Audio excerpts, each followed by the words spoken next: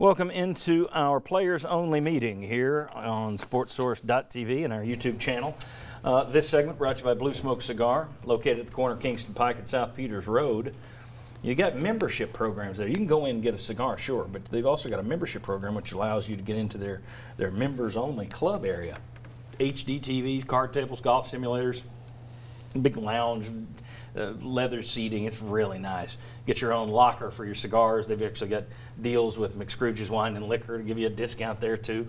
Blue Smoke Cigar, you know, they're one of our earliest sponsors. They've still got their Smoke and Joe's location in Alcoa, and they got with us in year 2 of this program. So 15 years they've been with me, and I've known those guys, Mike Hicks and his family.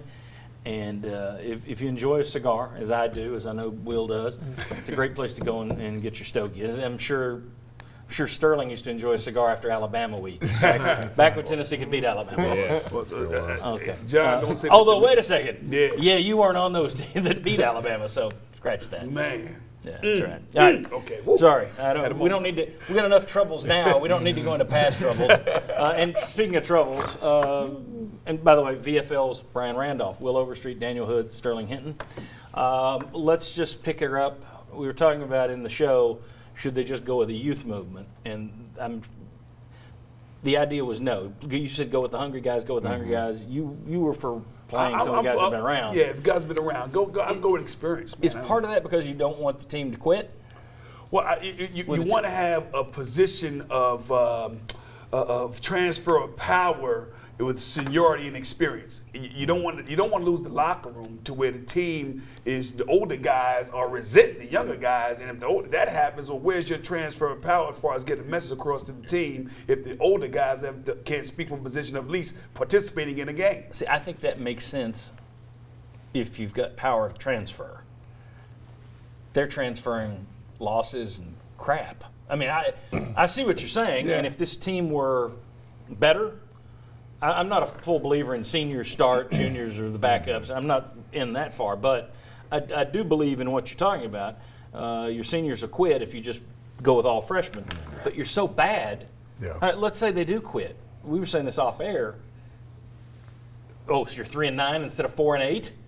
I mean, you know, I don't know that quitting is really a fear here. Do you guys have the fear that this team will quit? Do you think they will? Do you think there's any chance they don't? Where are you on the team quitting thing? I think I feel more afraid of creating that sense of entitlement.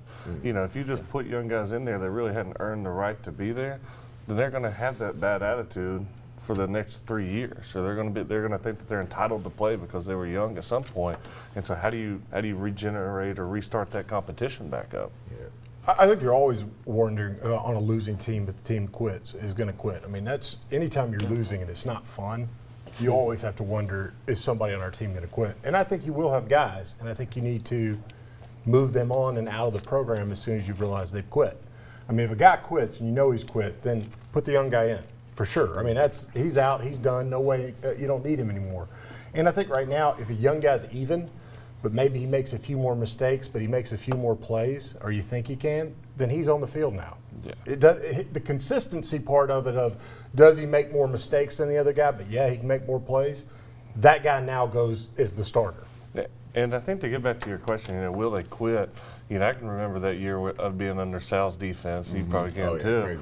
And it's, you know. Sal Cincinnati, who came in and got a win last night. Yeah. With his defensive line. But, you know, it was like even during that time, like we played terrible and everything else, but it was like we never really quit. It's like you still came to practice, still try to do all those things.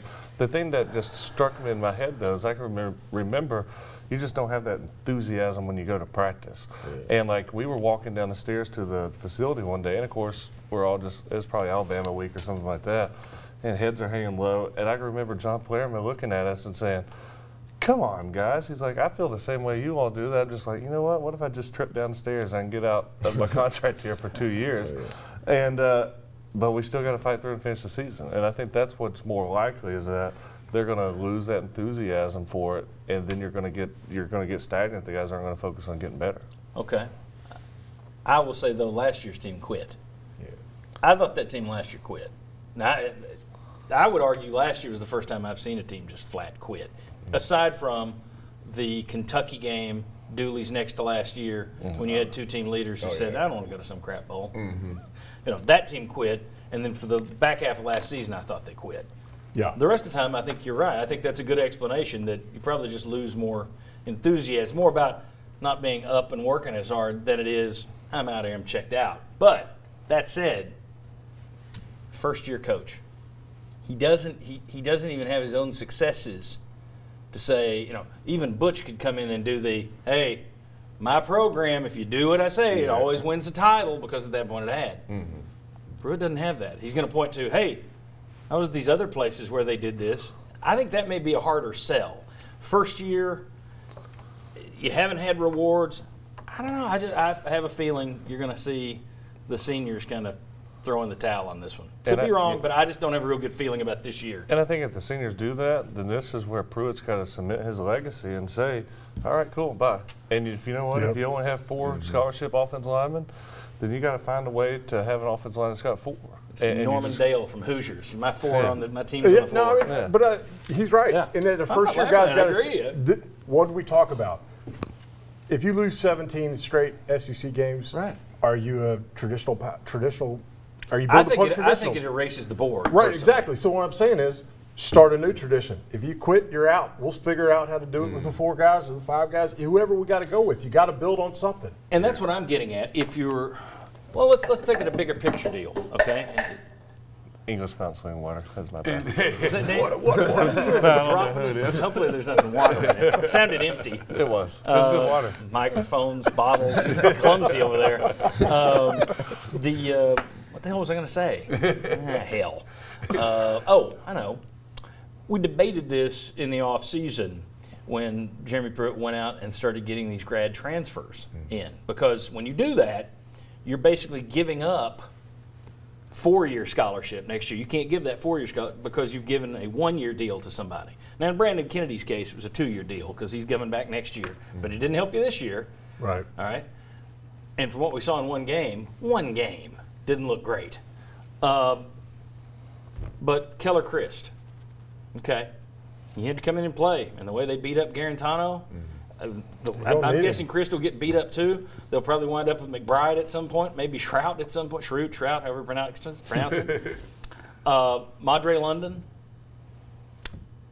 in terms of going out and having guys that you need right now or building for the future, I would, at this point, let's say you didn't have Kristen London. Okay, 2-10 or 3-9 or 4-8. Does it matter? I would rather have those 4-year guys next year that you could use those scholarships on. I think that's what you need. So I just wonder if it's not time to, on that same, I don't know if I'm making this clear or not, but I'm more for the future than I am right now, because the right now is going to suck either way. It's either going to suck horribly or it's suck badly. To me, it still sucks. So what's the difference? So if it were me, and I think this guy, I'm not going to win with him.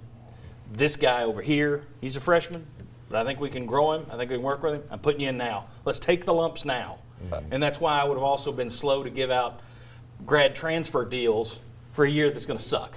Yeah, I agree, John. You got to start focusing at the future right now. At this point in the season, when you have people that's playing uninspired football, you need to forget who's the most talented. You need to get somebody who you know is not going to quit. And it could be a young guy, old guy.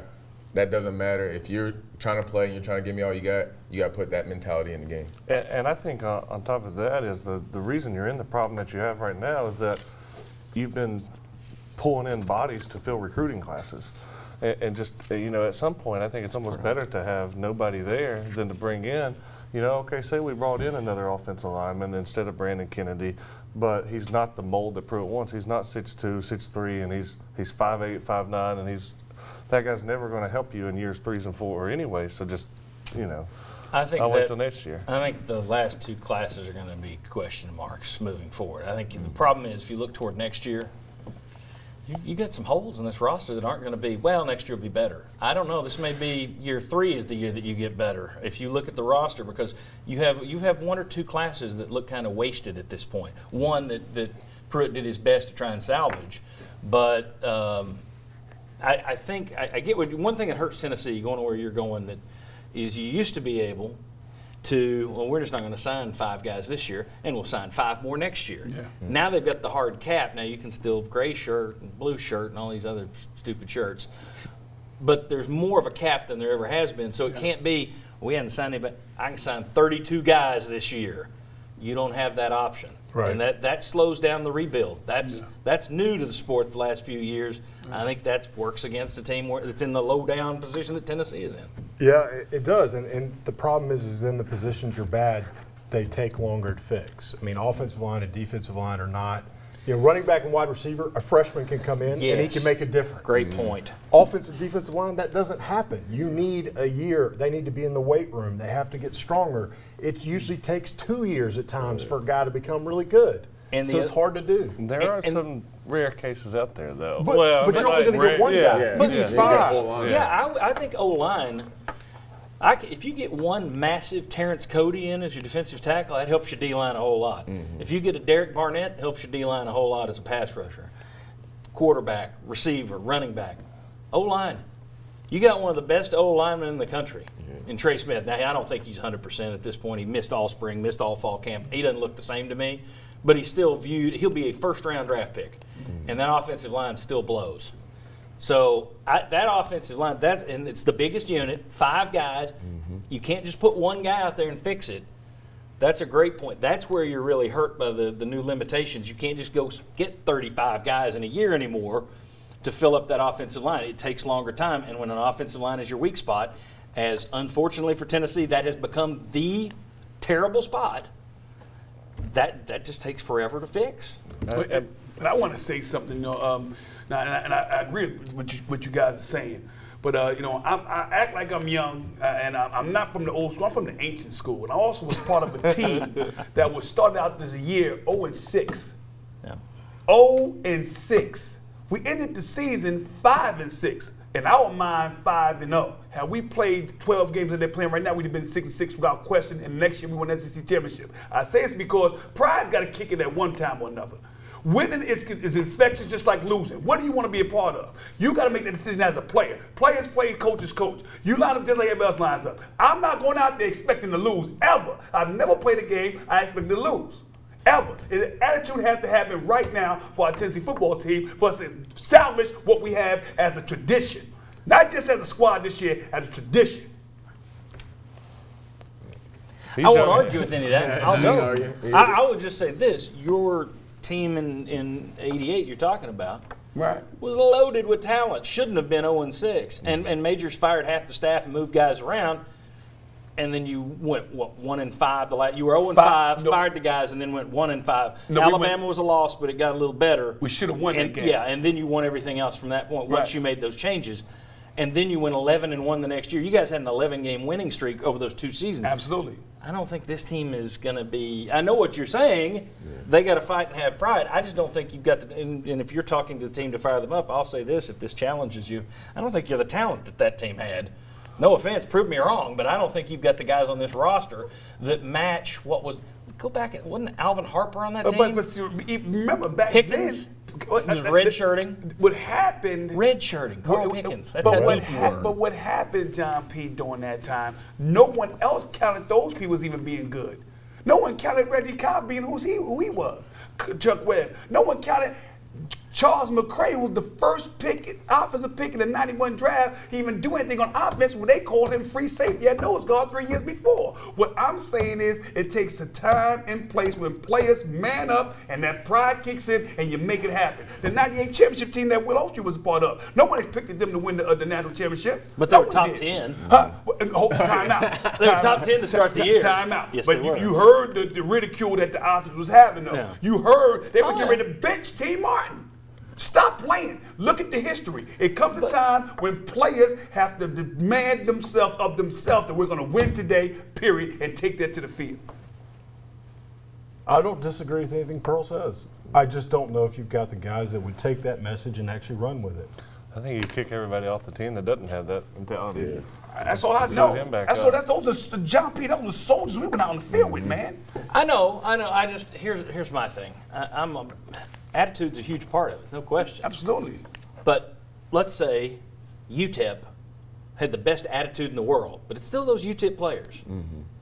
they're not going to be winning a national championship. They're going to be a little better maybe if they got a good attitude, but they're not great players. But they did hold us to -3 yards. Yeah. Okay. Yeah. That was attitude. That wasn't skill. But I mean, this team, if you lined them up against the 98 team, I mean, Now. my God. Now. Well, maybe not.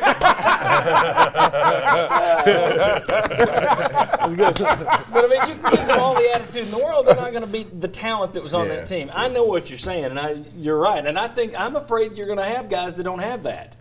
I think you're going to have some. Again, I think you have a bunch of guys that don't have that. I think that's the problem. yeah, that first play for Florida, second half after you fumble the kickoff, and Jordan Scarlett just bounces off guys. There must have been 10 guys that touched him. He's bounced off all of them. That to me was like, uh-oh. I smell quit in the air. Yeah. And I just wonder how many of those guys, how many Corte, Jimmy said it during the show, said he's not sure that Corte Sapp's the only guy on that team with that attitude. Yeah. I'm afraid he's right. And if you guys are saying, then boot those guys, yeah, I agree. And if you don't, if not boot them, bench them. Yeah. You got to go younger or better. I'll be honest. No, if you you have don't that put 'em on the attitude, field. that attitude doesn't need to be in your locker room. Yeah, don't see, even- we you don't had- even bring we it to handled the that. That never made the field. That never even dressed up. We had 2 guys that were 5-star. I remember during my time I was there. I was part of the committee that made sure they left. Yeah, I mean, that's the thing. If they've those got are that, things that, you know, that's leadership. They And don't I get did that when I benched. wasn't even starting. Which is okay at that time. Now, Jeremy Pruitt made a comment a couple of weeks ago. He still wants more leadership out of this team. He wants guys who stand up. He doesn't want to be the guy at practice who says you're not practicing right. He wants the guys beside the guys to say that's not right. Get this better. Yeah. Problem with Is that. the fact that he's saying we need more leadership? Does that worry you, or is that just something you're having to learn in a new program? I think it's part of you got to learn it, but at the same time, how you New going guys to know program. if I've not done it in 2 years? How can I tell you that you're not practicing right? well, I think that's the big issue too. I think some of the guys from 98 team went in the locker room and they just said these guys don't know how to prepare for a game before a game. There's a lot of talk. There's a lot of rah-rah of what they see on TV, but it's not a lot of what they know how to do and say, this is how I get ready for a game and prepare and get ready to win. This team doesn't know how to win. That's what they've got a big problem is. They haven't learned from an Al Wilson what does a pregame look like. We've talked about that. I mean, it's Mike Stoll. He's with us every year, about right before the start of the season. He always says the same thing. I learned the offensive line from Harry Galbraith and all these guys. Then when they moved on, I had guys behind me that I handed it off to. This group doesn't have it. That's what I think makes it tougher for Jeremy Pruitt, because these guys aren't going to see the automatic reward. So he's having to teach them, here's what you have to do to win. And then they're going to go out and go 0-8 in the SEC. But I feel like that So should. do you believe your coach telling you that if you're still, well, coach, we just got killed for the 5th week in a row. I know you say this works at Alabama, but it ain't working here. I just have a feeling there's some of that in that locker room. How could there not be? Yeah, there definitely is some of that. We talked about Sapp not wanting to go in the game, and for Sapp's reputation, we don't know what's going on with him. There's plenty of times that I shouldn't have gone in the game, but I went in because brainwashed. So his health, his health is what's most important, and if that's what he's protecting, I can't fault him for it. But I think it's the coach's job that's going to find the guys who want to go in the game, who don't have a losing mentality, who want to make tackles. And the guys that don't, you help them find a quick exit out of here. And you got to recruit the guy. You have to spot the right guys in recruiting and identify that And as it well. doesn't mean what a recruiting website gives you a star. Say it again. It's the guy you want on your team. See, now, and Say it again, this brother. is where, and Daniel, I'm going to come right back to you, so don't forget the point. Stars. But I do think right there, people say, well, Butch couldn't judge talent. Well, Drew Richmond, everybody in the country wanted him. Jarrett Garantano, you beat out Ohio State for him. I don't think it's so much spotting talent as it was spotting who's a player, who's got heart. I just don't know that he was a great judge on that, because you've got some 4s and 5s. You got 33 4s and 5 stars on that team. So the talent is there. Go look at a tape of Jarrett Garantano in high school. Talent's there. He just hasn't developed into that kind of quarterback in college. Tough guy, but Drew Richmond, we're still waiting. He's had 2 coaching staffs. When does he take that step? Does he take that step? I don't know that he couldn't spot talent as much as I don't know that he could spot heart. Or maybe he only spotted talent because it had a star next to it. Well, And he didn't do it on his own. So we're saying the same thing. Yeah. That's what I'm getting I'm at. just saying, you got to go find the right guys for you in your system, Yes. and not just let recruiting services tell you who you ought to go get. Agreed. And the thing I was going to add before is that, you know, the heart and things like that, I think your system implies that for the majority. You're going to have guys like Reggie White, Derek Barnett that just come in hungry all the time, but you got to create your system. And that's one thing Butch was really good about. And he had all of his Butchisms and things like that, but the two that just keep ringing in my ears the most is, you know, he's talking to us as a player staff, hey, you don't know what you don't know. We didn't know how to win coming off the dually, and we had to learn how to pass that down to those guys. And then the one he screamed all the time was live it, love it, like it. And he said, you can't be here and just like football or just love football. You got to live it every single day. And you've seen that uptick in the program until he lost the team by giving too much power to Kamara and all those guys. But when he kept those standards and did those things, that's why that team got built. And then you had Lawson, who did that same mentality, who built the program. And in Lawson's program, you didn't shine if you're working hard. You were exposed if you weren't working hard. And the guys that were exposed, you got rid of. All right. Guys, appreciate it. That was a long one. My monitor here went to a screensaver that tells me we're done. I appreciate it. Sterling, Daniel, Will, Brian, thank you, and congratulations again, Will, on the 20th anniversary. Sorry they didn't give you a better show last night. We will see you next Saturday on Fox 43 at 10:30 a.m. for the Sports Source kickoff. We will see you right back on Channel 6 next Sunday at 11 a.m. on WATE6 on Facebook Live, and then later that afternoon, as you're watching right now, Sports Source TV and our YouTube channel. Thank you very much.